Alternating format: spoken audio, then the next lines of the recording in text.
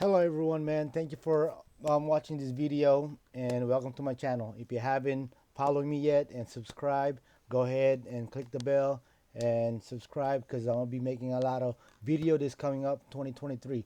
It's gonna be a long journey for me, man. All right, let's go back to this video. I got this Toyota Corolla. I'm getting ready to do starter. So I came in for the shop and then it won't start. So I did a diagnostic on it. I found out it was a bad starter. So now I'm just gonna show you the quick vehicle tips, easy visual how where the starter is. On this vehicle, the starter right beside the oil filter housing. So there's no way you will miss it. It's pretty easy. You might say, "Oh my goodness, how am I gonna get this done?" Like I, so this video is gonna tell you exactly how many bolts you need, how many bolt is on the starter, what kind of tools you're gonna need to get this job done. So let's start with the first thing. So you're gonna need 10 millimeter socket, 12 millimeter socket, and also a 14 millimeter socket. So that's all you need. Simple three socket you need. And the first thing you would do when you come to this job, so you have to disconnect the battery first. Disconnect the battery first. After you disconnect the battery, and then you raise up the vehicles as high as you can, or crawl underneath there, and then you disconnect the power supply from the starter, which is the big cable with the 12 millimeter socket. So you grab a 12 millimeter socket and remove that and disconnect it. And by the time you remove that, get that out of the side, put it on the side. And also there's a signal wire that connected to your ignition switch. You disconnect it. As a quick disconnect plug. Disconnect it. When you disconnect that one right there, so this starter is gonna come out from the bottom, not from the top, right? So I made this quick video. I didn't really like zoom in where exactly where the starter is going to be at because it's kind of running late. It's pretty late at my work, so I'm kind of trying to show you the quick visual. So this starter right here, you might give you a hard time trying to figure out yourself where the starter is going to be. So the starter right here is going to be right there, right beside the oil filter housing. And how the starter is going to come out?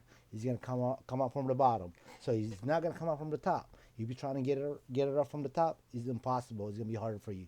So like you have to crawl in there or raise the car as high as you can if you have a lift, and then the starter is going to come up from the bottom. It's pretty easy to do. See that right there? I just removed that starter. It came up from the bottom. That's the old starter right there. So now I'm getting ready to put the new starter. So this starter right here only have two bolts from the main starter and also the power supply and a pigtail. That's all you need. Like four things you have to disconnect. So you see me right there. There's another trick right there. See what I was doing right there? There's there's the AC line. See that AC line right there? That AC line right there. You have to. There's a 10 millimeter bolt underneath there, is holding it down. You're not gonna be able for you to get it to get the starter up without removing that the small bracket, and so you could move the AC line out of, on the side, so you could wiggle it, move the original starter out of the car. So see me right there. I'm slowly moving all the wire out of the way, so I will have more space when trying to slide the new starter in. So it's more easier to pull the starter out from the vehicles because all the wire entangling. It will be easier for it to move the thing around and slide it off the car. So now you see that right there. I'm showing you. This is where the starter is. See the flywheel. You only take one bolt from the top and bottom bolt from the bottom. You know. So on these vehicles right here, the first thing, if you do a diagnostic before you trying to find out if your starter is wrong or not, you go over there, make sure you got 12 bolts from your main power cable. Make sure you got 12 bolt, and also you got a signal wire from ignition, where the pigtail is, and also make sure you rotate the crank, the engine. You rotate it with the 18 millimeter, 19 millimeter socket. Rotate it. If the engine spin, you know. Yep. If the engine spin, you know your engine is good. It's not locked up. So I just want to make the quick diagnostic right there. Make sure your engine spin, and also you got power from the main cord, and also you got a good signal from your ignition switch. Where's the pigtail connector is? Make sure you check that with your test light or probe. If you don't know what kind of electrical diagnostic you need, go check this link I got, and also check my website. I got a bunch of tools there you're gonna need to do diagnostic more easier. I use that all the time, every day, and save my job, save my time easier to do diagnostic. So I'm gonna put some link of the tools and parts you need to do this to fix these vehicles. You know, the parts and the tools I use that I'm gonna put on this link. Those tools is very helpful. Trust me, man. You get those tools. I guarantee you're never gonna buy any tools again, because that tool is gonna, it's like universal. We could do everything about it with that tools. So all right, so let's go back to this video. This video right here. So I put back, no, I put back the new starter back in there. I moved the AC line out of the side because it's got a small bracket in there. The it's only take like a 10 millimeter socket, 10 millimeter bolt. I mean bolt to remove. To remove it, and you could move it out of the way.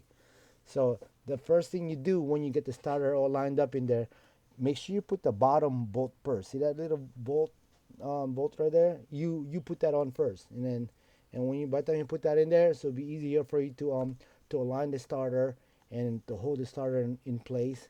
Because if you don't put that bolt on that, the bottom bolt, the main bolt, what's gonna happen is it'll be harder for you to align that starter.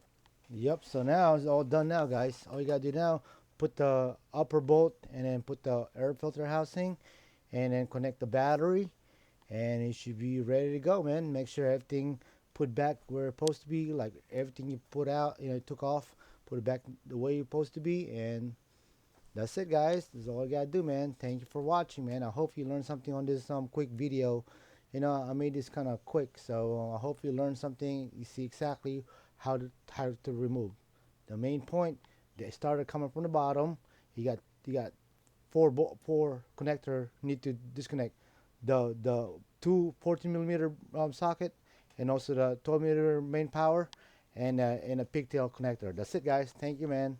Hope you subscribe and follow me more. Thank you. Alright, guys, I got it going. So I'm about to start it now. After diagnostic, bad starter, 2001 Toyota Corolla. Let's find out if it's gonna work. If my diagnostic is correct. Cross my finger.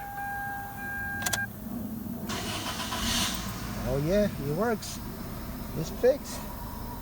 It's fixed, guys. It's fixed. It run bad, but it's fixed. It's misfiring, but